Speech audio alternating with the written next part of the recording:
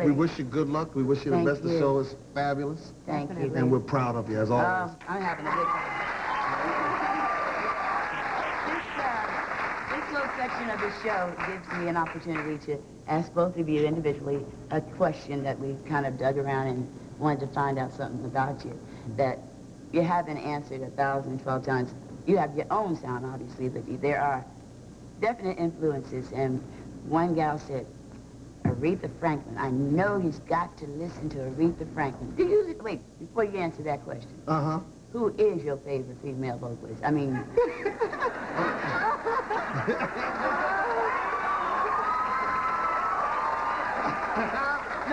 No.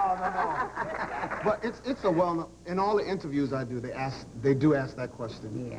And even in my program book. And on my first album, I recorded a song by my favorite female artist. Okay. House Is Not a Home, which is your song, of course. Everybody knows that Dionne is my favorite singer. Everybody knows that. No, that Aretha has been an influence. Oh, and yeah, she has, and because she's been an influence on the entire generation, on an entire generation of singers. Yeah. And, she's a pioneer, just like you. What I admire about you all is that you all are pioneers. You all were the first to do whatever it is you do, and then everyone else can sort of take from you all and make their own recipes. Right. But you all are the first. Well, thank you. Thank you.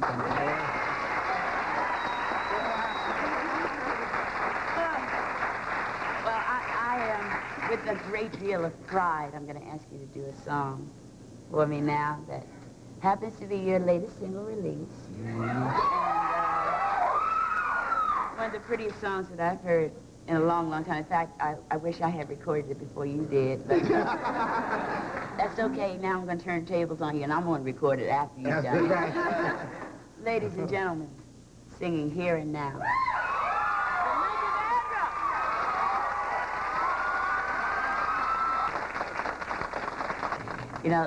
When I first heard the song, it was played at my home in my playroom area where two young men were down there feverishly trying to put it together. The two young writers I'm so very proud of. They're young men that I love very dearly. One, his name is Terry Steele. He wrote the music and lyrics to it, and along with another young man that I am so absolutely proud of, who happens to be my son. His name is David Elliott, and I'd like to, if you would.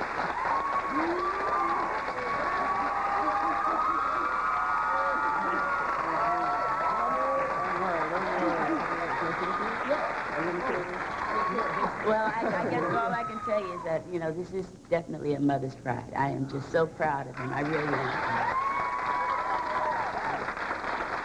I just like to, I want to ask a real serious question, and it goes to you, Karyn.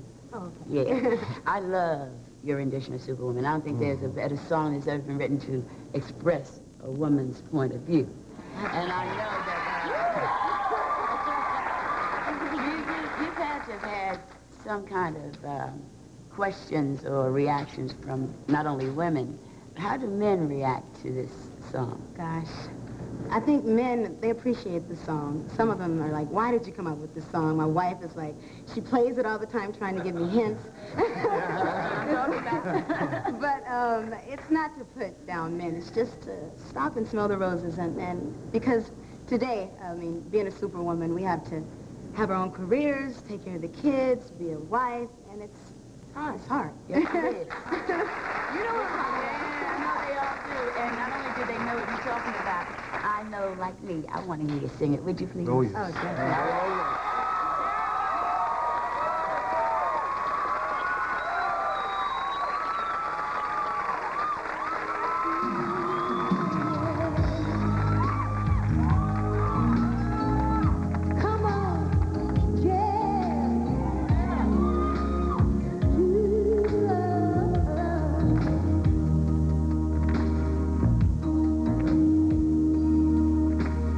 Early in the morning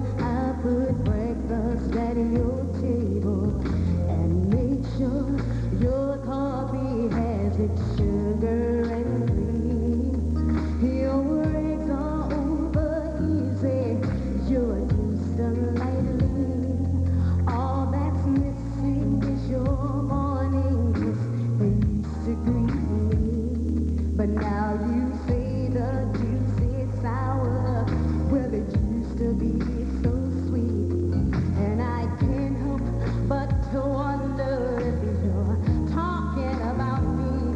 'Cause we don't talk the way we used to talk. It's hurting so deep. I've got my pride, I will not cry. But it's making me weak. I'm not your superwoman. No, no. Woo. I'm not the kind of girl that you can let down and think that everything is okay. Boy, I am only human.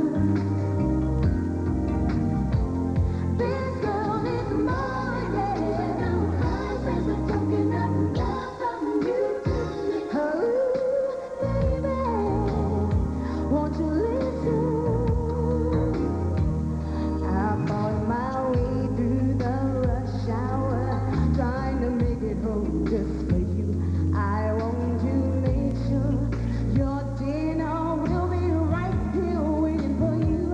But when you get there, you just tell me you're not hungry at all.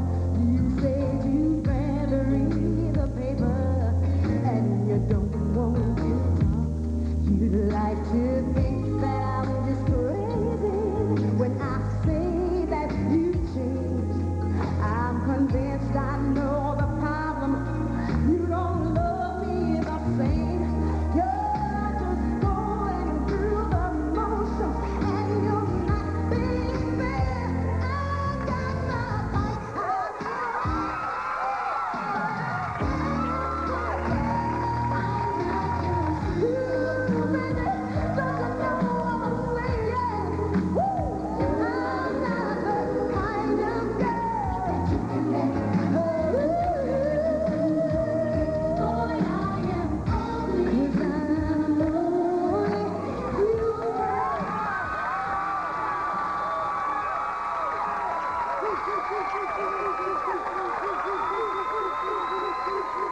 We inaugurate a special segment of our show. We call it the Walk of Fame, and its purpose is to recognize individuals in and out of show business whose contributions to our lives have been major ones. And to me, a major contribution can range from finding an answer to one of science's unanswered problems to making us happy through music. And tonight, we salute music. Our first honoree is Ella Fitzgerald. She was orphaned at 15 and grew up in New York City, and she was living at an orphanage when Chick Webb became her legal guardian. At the age of 17, began singing with his orchestra at the Savoy Ballroom in New York, and her years with the band were among the highlights of the big band era. In the 50s, when she began interpreting Gershwin, Ellington, Rodgers and Hart, and Cole Porter, she set a standard for vocalists that still stands true today. I certainly have taken her lead, and I've recorded an album of Cole Porter songs myself, which will soon be released. She never forgot her roots and still remains one of the first entertainers to come to the aid of people less fortunate than herself. To me, she represents the very finest example of a woman who cares and shares. And you have to know that she has been a personal role model for me all of these years. It is truly my honor and great pleasure to welcome Ella Fitzgerald as my first honoree on our Walk of Fame. If you will.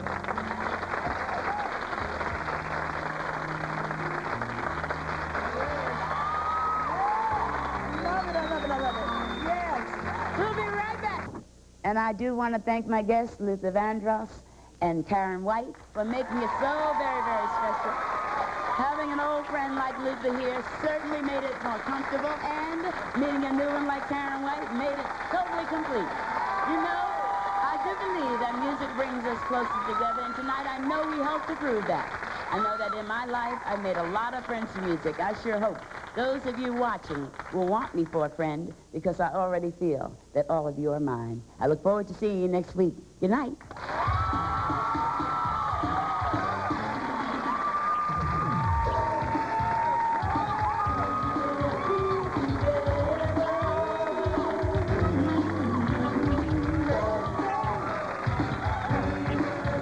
Tomorrow night at 8, the shocking true story of convicted killer Gary Gilmore.